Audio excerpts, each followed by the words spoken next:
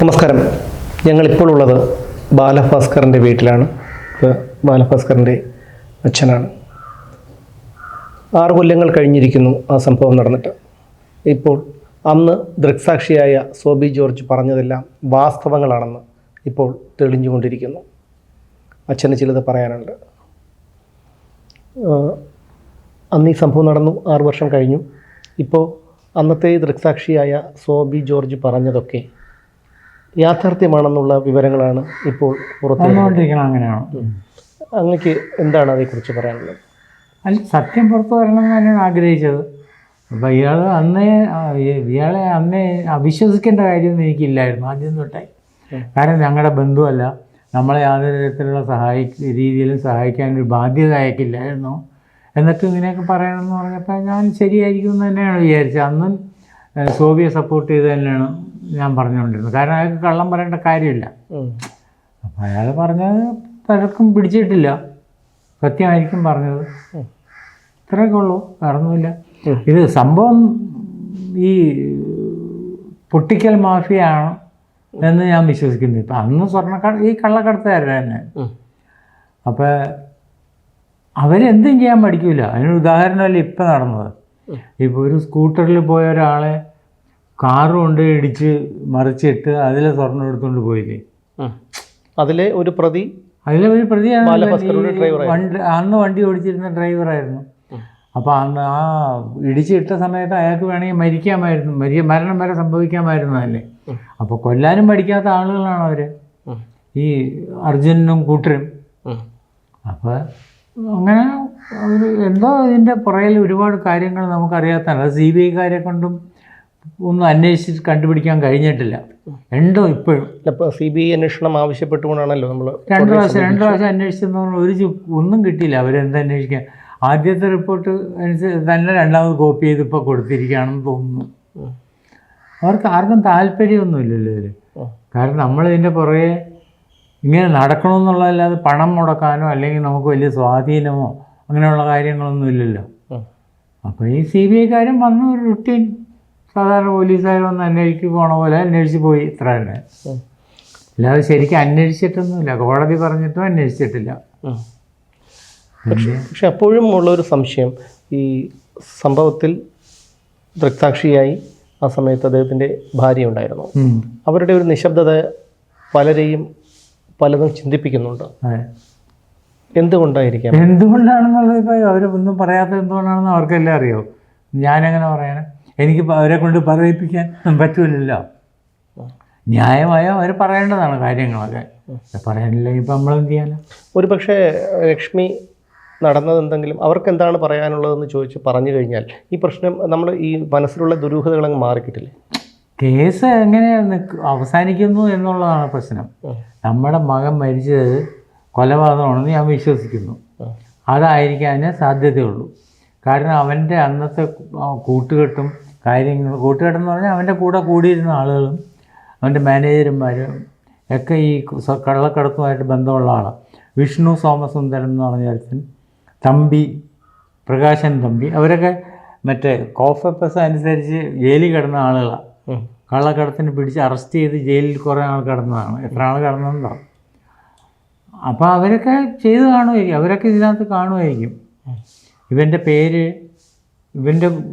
പേര് ദുരുപയോഗപ്പെടുത്തി അവർ ഉപയോഗിച്ച് കാണും. സ്വർണ്ണം കൊണ്ടുവരാനോ അല്ലെങ്കിൽ ഇവിടെ വിൽക്കാനോ പൊളിക്കാനോ എന്തെങ്കിലുമൊക്കെ ആയിട്ട് പ്രശ്നം കാണുമായിരിക്കും. നമുക്കൊന്നും അറിഞ്ഞൂടാ. ബാലു വേറെയാണ് താമസിച്ചിരുന്നത്. അല്ല, മാധ്യമങ്ങളിലൂടെ അറിഞ്ഞത് ബാലുവിന് അച്ഛനും അമ്മയുമായിട്ടൊന്നും ഒരു ബന്ധം ഇല്ല എന്നുള്ള തരത്തിലൊക്കെ ഒരു പ്രചാരണമൊക്കെ ഉണ്ടായിരുന്നു. ബന്ധമൊക്കെ ഉണ്ടായിരുന്നു. ഞങ്ങൾ തമ്മിൽ മിക്കവാറും കാണുമായിരുന്നു. അവൻ്റെ വീട്ടിൽ ഞാൻ പോവുമായിരുന്നു, എൻ്റെ വീട്ടിൽ അവൻ വരുമായിരുന്നു. ഞങ്ങൾ കുടുംബം ഒരുമിച്ച് താമസിച്ചിരുന്നില്ല എന്ന് മാത്രമേ ഉള്ളൂ. ബന്ധമൊക്കെ ഉണ്ടായിരുന്നു. എന്നായിരുന്നു ബാലു അവസാനമായിട്ട് വിളിച്ചത് ഓർമ്മയുണ്ടോ? അന്ന് മരിച്ച അപകടം നടന്ന അന്ന് രാത്രിയും തൃശ്ശൂരിൽ നിന്ന് വിളിച്ചിരുന്നു. നാളെ ഞാൻ കാലത്തെ വരുമെന്ന്. അത് തന്നെ. അന്ന് പോകുമ്പോഴും വിളിച്ചിരുന്നു, ഞങ്ങൾ പോവുകയാണ് എന്നും പറഞ്ഞു. എപ്പോഴും ടെലഫോൺ ചെയ്യും ബാലു. അപ്പം അതിനുശേഷം CBI മൊഴിയെടുക്കാനും മറ്റും വന്നിരുന്നല്ലോ. അവരുടെ സ്വാഭാവികമായിട്ടും സോബി ജോർജ് പറയുന്നത് കേട്ടിട്ട് എൻ്റെ കാര്യങ്ങൾ തുറന്നു പറഞ്ഞത് കൊണ്ട് ഒരുപാട് വേട്ടയാട്ടപ്പെട്ട ആളാണ്. അയാൾ പറയണത് കള്ളമാണെന്നാണ് ഈ CBIക്കാരും മറ്റേ ക്രൈം ബ്രാഞ്ചുകാരും വിശ്വസിച്ചിരുന്നത്. അവർ പറഞ്ഞിരുന്നത് അതോ അവരെ കൊണ്ട് പറയിപ്പിച്ചതാണോ. ഇവർക്ക് ഭയങ്കര ഹോൾഡാണല്ലോ ഈ സ്വർണ്ണക്കടത്തുകാർ, മാഫിയ. അവരുടെ നിർബന്ധത്തിന് വഴങ്ങി പോലീസ് പറഞ്ഞതാണ്. അങ്ങനെ ഇയാൾ കള്ളമാണ് പറയണതെന്ന് പറഞ്ഞാണോ എന്ന് പറഞ്ഞുകൂടാ. അതിനാണ് ചാൻസ് കൂടുതൽ. ഈ പോലീസും CBI ഒക്കെ അവരുടെ സമ്മർദ്ദത്തിന് വഴങ്ങിയിട്ടുണ്ടാവും ചിലപ്പോൾ. ബാലു അച്ഛനെ എന്നും വിളിക്കുമായിരുന്നു. അങ്ങനെയാണെങ്കിൽ മിക്കവാറും എല്ലാ ദിവസവും വിളിക്കുമായിരുന്നു. പറയുന്ന അർജുനുമായിട്ടുള്ള ബന്ധം പറഞ്ഞിട്ടുണ്ട്. അർജുൻ എനിക്ക് തോന്നുന്നു പാലക്കാടോ ആ പാലക്കാട് ഒരു ആയുർവേദ റിസോർട്ടുണ്ട്. അവിടെ ഒരു ഡോക്ടർ രവി എന്നും പറഞ്ഞുകൊണ്ട് ഒരു ആയുർവേദ വൈദ്യനുണ്ട്. പൂന്തോട്ടം എന്ന് പറഞ്ഞൊരു റിസോർട്ടുണ്ട് അവിടെ. അപ്പോൾ ഇവൻ ഫാമിലിയായിട്ട് അവിടെ പോയി കൂടെ 1-2 പ്രാവശ്യം ചികിത്സയ്ക്ക് പോയതാണ്. പിന്നെ അവർ ഫ്രണ്ട്ഷിപ്പ് ഡെവലപ്പ് ചെയ്ത് കൂടെ അവിടെ പോയി താമസിക്കുമായിരുന്നു. ഒരുപാട് കാലമല്ല, അങ്ങനെ ഇടയ്ക്കിടയ്ക്ക്. അയാളുടെ അനന്തരവനാണ് ഈ ഡ്രൈവർ. ഈ ഡോക്ടർ രവിയുടെ പെങ്ങളുടെ മകനാണ്. ഇവൻ പണ്ടേ ഒരുപാട് ക്രിമിനൽ കേസിലൊക്കെ പ്രതിയാണ്. ഒരു ATM കുത്തി തുറന്ന കേസ്, ഒരു ഭവനവേദന കേസ്, പിന്നെ ഒരു നാഗമാണിക്യത്തിൻ്റെ കേസ്, ഇങ്ങനെയൊക്കെ പറയണ കേട്ടിട്ടുണ്ട്. നമുക്കറിഞ്ഞില്ല. ചെർപ്പളശ്ശേരി സ്റ്റേഷനിൽ ഇവൻ്റെ പേരിൽ കേസുണ്ടെന്നൊക്കെയാണ് പറയുന്നത്. അപ്പോൾ അയാളാണ് ഇവനെ, ഈ അർജുനെ ഇവൻ്റെ അടുത്ത് ഡ്രൈവറാക്കി വിട്ടത്. സ്ഥിരം ഡ്രൈവറായിരുന്നു അതോ താൽക്കാലികമായിട്ട്? ഞാൻ ഒരു ദിവസമേ കണ്ടിട്ടുള്ളൂ. എൻ്റെ മോൾ ഹോസ്പിറ്റലിൽ കിടന്നപ്പോൾ എൻ്റെ മോൻ വന്നപ്പോൾ അവൻ്റെ കൂടെ ഈ അർജുനുണ്ടായിരുന്നു. ഇവനാണ് അർജുനെന്നും പറഞ്ഞ് എന്നെ പരിചയപ്പെടുത്തി. ഒരു പ്രാവശ്യം കണ്ടിട്ടുള്ളൂ. അവൻ്റെ മുഖം എനിക്ക് ഓർമ്മയില്ല. ഇപ്പോൾ ഈ TV കണ്ടതല്ലാതെ. പിന്നീട് അർജുനെ നേരിട്ട് കണ്ടിട്ടില്ല? ഇല്ല. ഈ ഡോക്ടർ രവിയെ മറ്റോ കണ്ടിരുന്നോ? ഒരു പ്രാവശ്യം. പിന്നീടല്ല, ആകെ ഒരു പ്രാവശ്യം അയാളെ കണ്ടിട്ടുള്ളൂ. കാരണം എനിക്ക് സ്ട്രോക്ക് വന്നതിന് ശേഷം ഞാൻ വെളിയിൽ ഇറങ്ങാറില്ല. നമ്മുടെ വീട്ടിൽ വരുന്നവരെ മാത്രമേ എനിക്ക് കാണാൻ പറ്റുള്ളൂ. ഞാൻ എങ്ങും പോകാറില്ല. വയ്യ, എനിക്ക് നടക്കാനൊന്നും വയ്യ, ബാലൻസ് കിട്ടൂല. പിന്നെ ഈ ഒരു വർഷം 6 ആകുന്നു. അതിന് ശേഷം, ഈ സംഭവത്തിന് ശേഷം ലക്ഷ്മിയെ കണ്ടിരുന്നു? ഒരു പ്രാവശ്യം കണ്ടിട്ടുണ്ട്. ഞാൻ പറഞ്ഞില്ലേ, അവിടെ പോയി കണ്ട് സംസാരിച്ചെന്ന് പറഞ്ഞില്ലേ, അന്ന് കണ്ടിട്ടുണ്ട്. അന്ന് ഇവരുണ്ടായിരുന്നു അവിടെ. മരിച്ച ഇടയ്ക്ക് അതായത് ഞങ്ങൾ വക്കീലിൻ്റെ അടുത്ത് പോയി അപേക്ഷ കൊടുക്കാൻ. അപ്പോൾ വക്കീൽ പറഞ്ഞു അവൾ അതിനകത്ത് ഉണ്ടായിരുന്നല്ലോ വണ്ടിയിൽ ലക്ഷ്മി. അപ്പം ലക്ഷ്മിയുടെ ഒരു കൺസെൻറ്റും കൂടി വാങ്ങിച്ചോളൂ, കൊടുക്കാൻ പോകണു, കൊടുത്തോട്ടെ എന്നൊന്ന് ചോദിച്ചോളൂ. അതല്ലാതെ അവൾ ഇടയ്ക്ക് വെച്ച് ഇടഞ്ഞാൽ ഇപ്പം നമ്മുടെ കേസ് ഒന്നുമല്ലാതായി പോവില്ല. അപ്പോൾ അങ്ങനെ ഞാൻ പോയി അവിടെ വീട്ടിൽ ചെന്നപ്പോൾ ഈ ചെർപ്പളശ്ശേരിയിലുള്ള സ്ത്രീ അവിടെ ഉണ്ടായിരുന്നു, ഡോക്ടർ രവിയുടെ ഭാര്യ. അപ്പം ഞാനവിടെ ചെന്ന് എനിക്ക് അവരെ കണ്ടപ്പോൾ ഒരുമാതിരി വല്ലാതെ തോന്നി. ഞാൻ ഇവരെന്തിനാ ഇവിടെ വന്ന് നിൽക്കണമെന്ന് ചോദിച്ചു. അവളുടെ അമ്മയ്ക്ക് ഇഷ്ടപ്പെട്ടില്ല. അങ്ങനെ സംസാരം ഉണ്ടായി കുറച്ച്. ഞാൻ അവളോട് പറഞ്ഞു, നിനക്ക് എന്തെങ്കിലും ആവശ്യമുണ്ടെങ്കിൽ എന്നെ വിളിച്ചാൽ മതി, അല്ലാതെ ഞാൻ ഇനി വരില്ല ഇങ്ങോട്ടെന്ന് പറഞ്ഞു. ഞാൻ വിളിക്കുമ്പോൾ ഒന്നും എടുക്കില്ല അവൾ, വേറെ ഒന്നുമില്ല. സോബി പറഞ്ഞത്, സോബി ഈ ഒരു കാര്യം തുറന്ന് പറഞ്ഞത് കൊണ്ട് ഒരുപാട് ഭീഷണികളും പ്രലോഭനങ്ങളും ഒക്കെ നേരിടേണ്ടി വന്നിട്ടുണ്ടെന്നാണ്. നമുക്ക് അങ്ങനെ എന്തെങ്കിലും ആരെങ്കിലും ഭീഷണിയൊന്നും വന്നിട്ടില്ല. അതായത് കേസിൽ നിന്ന് പിൻവലിയാനോ അല്ലെങ്കിൽ അങ്ങനെയൊന്നും വന്നിട്ടില്ല? പറഞ്ഞിട്ടൊന്നുമില്ല, എന്നോട് പറഞ്ഞിട്ടില്ല. ഇപ്പോൾ നിലവിൽ എന്താണ് കേസിലെ സ്ഥിതി എന്ന്? അവരിപ്പോൾ റിപ്പോർട്ട് കോടതിയിൽ കൊടുത്തിരിക്കണം. അതൊന്നും ആയില്ല. കോടതി സ്വീകരിക്കുകയോ തള്ളുകയോ ഒന്നും ചെയ്തിട്ടില്ല. റിപ്പോർട്ട് കൊടുത്തു എന്നാണ് അറിഞ്ഞത്. അല്ലാതെ നമുക്ക് വേറെ മാർഗമൊന്നുമില്ല. ഇപ്പോൾ ഈ വക്കീൽ പറയുന്നത് അവിടെ കൊടുത്തു. അങ്ങേരെ അതിൽ കുറേശ്ശെ ഇങ്ങനെ കിട്ടിക്കൊണ്ടിരിക്കുന്നു. കാരണം എത്രയോ പേജ് കാണുമല്ലോ പഴയതൊക്കെ, സ്റ്റേറ്റ്മെൻറ്റും ഒക്കെ കൊടുക്കുമല്ലോ. അപ്പോൾ അതിൻ്റെയൊക്കെ എടുത്തുകൊണ്ടിരിക്കുകയാണ്. അതിന് എത്ര 1000 രൂപയോ, അത് കുറേ രൂപ കൊടുത്തു, ഇനി കുറേ കൊടുക്കാനുണ്ട്. അത് കിട്ടിക്കഴിഞ്ഞതിന് ശേഷം ഇനി എന്തെങ്കിലും തീരുമാനിക്കുമായിരിക്കും. മറ്റേ അർജുനൻ എന്ന് പറഞ്ഞവൻ ആ കേസിനകത്തൊന്നും കിട്ടിയില്ലെങ്കിൽ ഇപ്പോഴും അവൻ ശരിക്കും ഒരു കൊലപാതക ശ്രമവും കൂടി നടത്തിയിട്ടുണ്ട്. ഒരുത്തനെ ഇടിച്ചിടുകയല്ലേ ചെയ്ത് വണ്ടിയിൽ. സ്വർണ്ണം എന്നിട്ട് 3.5 കിലോ സ്വർണ്ണം മറ്റെടുത്തുകൊണ്ട് പോയി എന്നും പറയണം. ഒരു 5-6 കുറേ പേരുണ്ടായിരുന്നു. അപ്പോൾ ദുഷ്ടനാണ് അവൻ, ഈ അർജുനൻ എന്ന് പറഞ്ഞവൻ. കാശിന് വേണ്ടി എന്തും ചെയ്യുന്നവനാണ്. അപ്പോൾ അവൻ അറിഞ്ഞ തന്നെ ആയിരിക്കും ബാലു, അവൻ തന്നെ ആയിരിക്കും ഇതിൻ്റെ പ്രധാന പ്രതി. ഇവനെ കൊന്നതിന് അതിന് പുറത്ത് ആസൂത്രണങ്ങളും ഗൂഢാലോചനയൊക്കെ വേറെ നടന്നു കാണുമായിരിക്കും. പക്ഷേ എക്സിക്യൂഷൻ നടത്തിയത് ഇവനാണ്, ഈ അർജുനൻ എന്ന് പറഞ്ഞവനാണ്.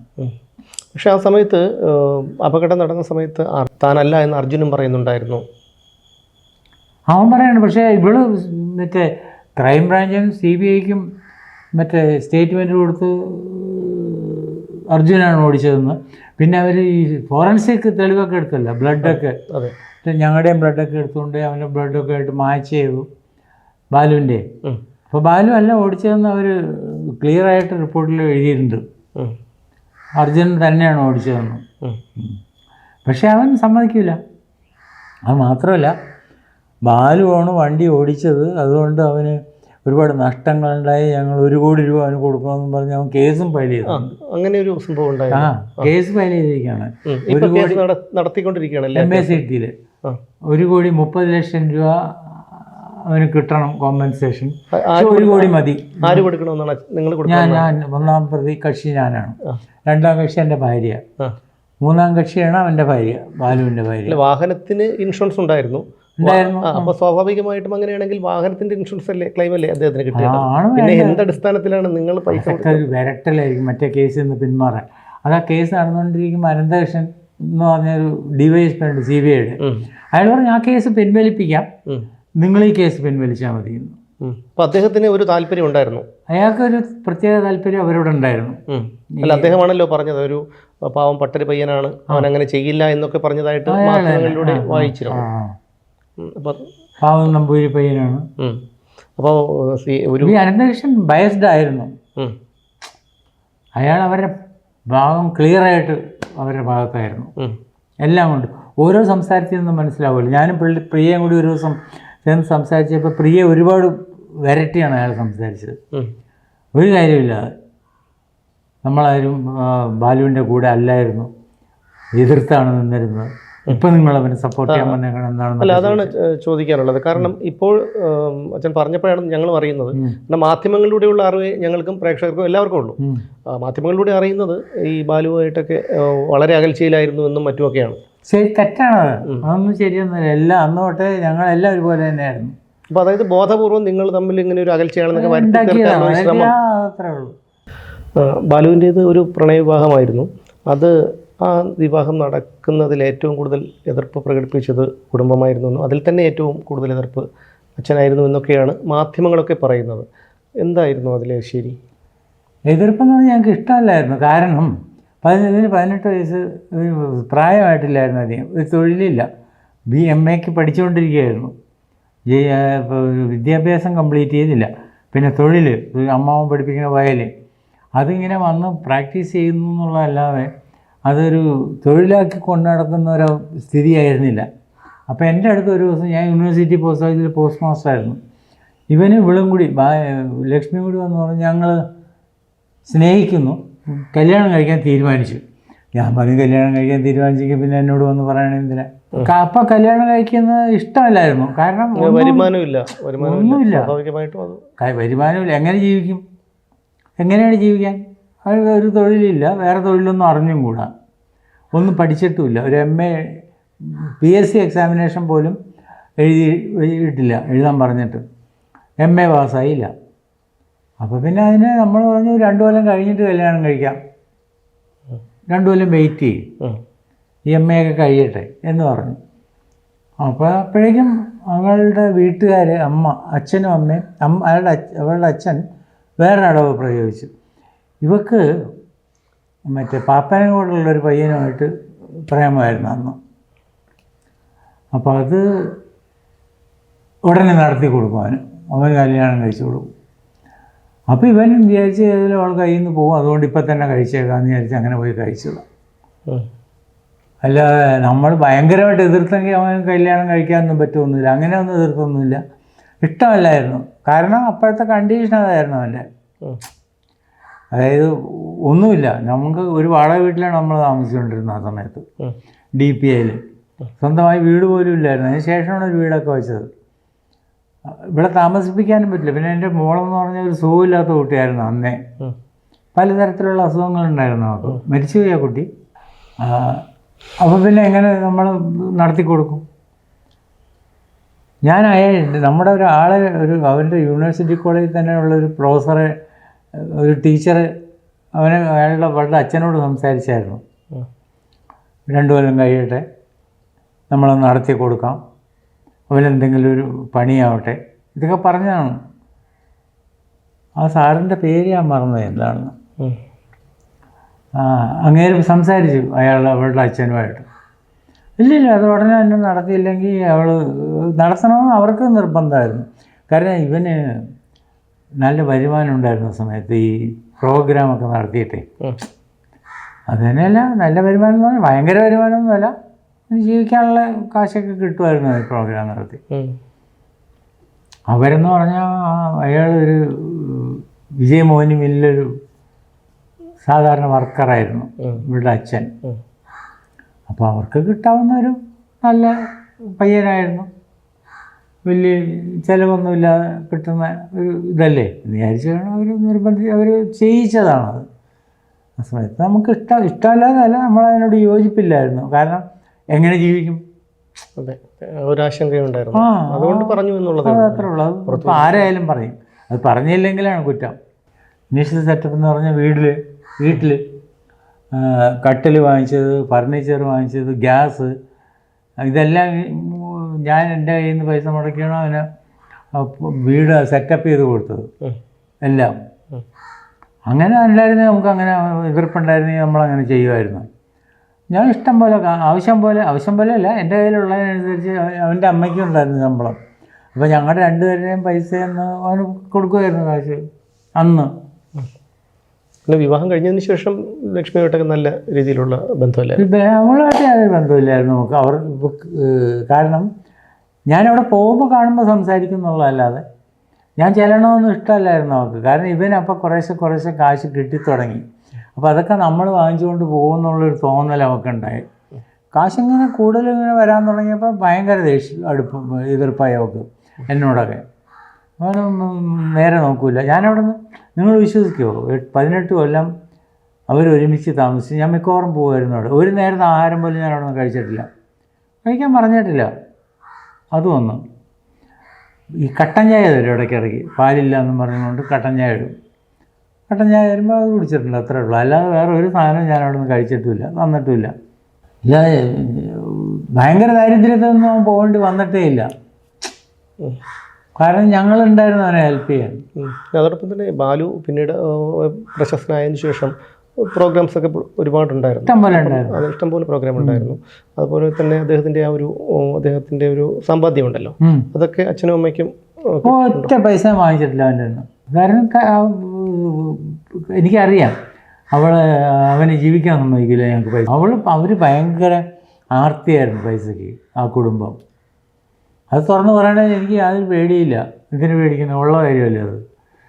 അതിൻ്റെ അടിസ്ഥാനത്തിലാണ് ആ കല്യാണം നടന്നത് തന്നെ. എന്തായാലും ഇതാണ് ഈ കേസിൻ്റെ ഇപ്പോഴത്തെ അവസ്ഥ.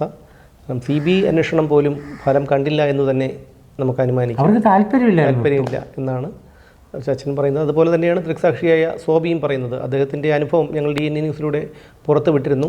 എന്തായാലും എത്രയൊക്കെ ഒളിച്ചു വെച്ചാലും എത്രയൊക്കെ മൂടി വെച്ചാലും ഒരു നാൾ സത്യം പുറത്തു വരിക തന്നെ ചെയ്യും. ഒരു പ്രപഞ്ചശക്തി എപ്പോഴും ഉണ്ട്. ആ പ്രപഞ്ചശക്തിയുടെ ശിക്ഷ അതാണിപ്പോൾ ഈ പറയുന്ന അർജുനും ഒക്കെ അനുഭവിച്ചു കൊണ്ടിരിക്കുന്നത്. അത് കാലം നമ്മുടെ മുന്നിൽ തന്നെ തെളിയിക്കും എന്ന് നമുക്ക് പ്രതീക്ഷിക്കാം. ഞാൻ അമ്മയാണെന്നുള്ളതിനൊരു തെളിവ് വരെ ഉണ്ടാക്കി വെക്കണം എന്നുള്ള ഒരു സ്ഥിതിയായി. ഞാൻ പറയുന്നത്, സംഗീതമില്ലാത്ത ഒരു ദിവസത്തെപ്പറ്റി പോലും എനിക്ക് ഓർക്കാൻ പറ്റുമായിരുന്നില്ല. അങ്ങനെയുള്ള ഒരാളിനെ സംഗീതം കൈകാര്യം ചെയ്യുന്ന, സംഗീതത്തിൽ എന്തോ ആയി വരുന്ന ഒരാളിനെ തന്നെ നഷ്ടപ്പെടുക എന്നുള്ളത് ചിന്തിക്കാൻ പോലും പറ്റത്തില്ലല്ലോ. ഈ തരത്തിൽ കിട്ടുന്ന അവഗണനയോ അല്ലെങ്കിൽ ചീത്തപ്പേരോ ഒന്നും അത്ര കാര്യമായിട്ട് എടുക്കുന്നില്ല. ഇപ്പോൾ മാത്രം കൂടെ പോയി. അപ്പോഴൊക്കെ അവൻ തിരിച്ചു വന്ന് പറയായിരുന്നു, അമ്മയെ ഞാൻ മിസ് ചെയ്തു. അല്ലാതെ അമ്മയോട് സ്നേഹം തോന്നാതിരിക്കാനുള്ള ഒരു സംഭവവും ഉണ്ടായിട്ടില്ല. ഫ്രണ്ട്ഷിപ്പ് എന്ന് പറയുന്ന പെൺകുട്ടികളാണെന്ന് തീരുമാനിക്കുന്നത് വിവാഹമാണ്. എൻ്റെ വീട്ടിൽ സമ്മതമാണ്, ഏത് മതമായാലും സാരമില്ല, പെട്ടെന്ന് കല്യാണം കഴിയുക. ഈ കല്യാണക്കാര്യമാണ് പിന്നെ എല്ലാവർക്കും ചർച്ച. പിന്നെ സ്റ്റേജ് പ്രോഗ്രാമൊക്കെ ചെയ്യുന്നുണ്ടായിരുന്നു, യൂറോപ്യൻ പര്യടനമൊക്കെ നടത്തി. ഒരു വശത്ത്, അതാ പറഞ്ഞ മോളെപ്പറ്റി, ഒരു വശത്ത് സഹിക്കാൻ പറ്റാത്ത വിഷമങ്ങളുള്ളപ്പോഴും അവനിതൊക്കെ ഇങ്ങനെ ചെയ്തു വരുന്നത് നമുക്കൊരു പ്രതീക്ഷ തന്നുകൊണ്ടിരുന്നു ജീവിക്കാൻ. മോനും കുട്ടിയും കൂടെ പോയി, അതുകൊണ്ട് അവർ പോലീസിൽ അറിയിച്ചിട്ടുണ്ട്, ഇപ്പോൾ പോലീസ് വരും എന്നൊക്കെ പറഞ്ഞു. അപ്പോൾ ഞെട്ടലുകൾ മാത്രമേ ഉള്ളൂ ഓരോ ദിവസവും.